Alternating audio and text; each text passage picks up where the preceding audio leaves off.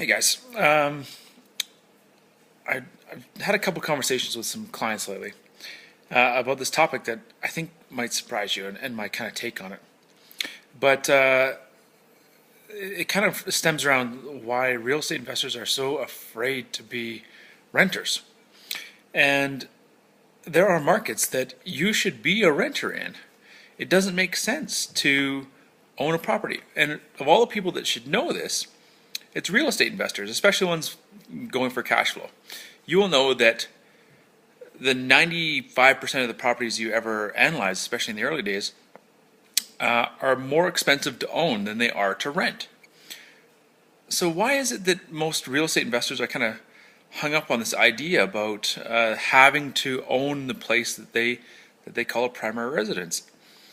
And it kind of comes down to this stigma that as a real estate investor, you shouldn't ever rent, that you should be above that for some sort of reason.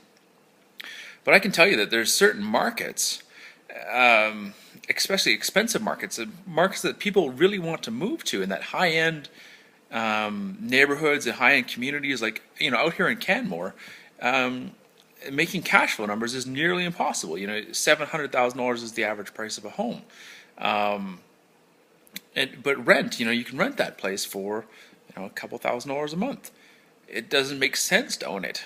And especially in down markets, like a lot of people, myself included, on my primary residence, lost money on the equity. And, it wouldn't have cost me $100,000 in equity value that I lost over a given period of time on this house. I'd have never lost that if I had been a renter. In markets like that, it makes perfect sense to own or to rent a property.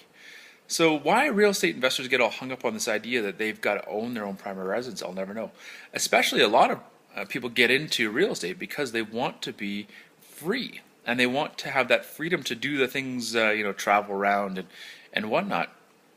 Well, what ties you down the most than a mortgage? What's your biggest expense is a mortgage. So those people who are seeking freedom, actually owning your primary residence may or may not make a whole heck of a lot of sense.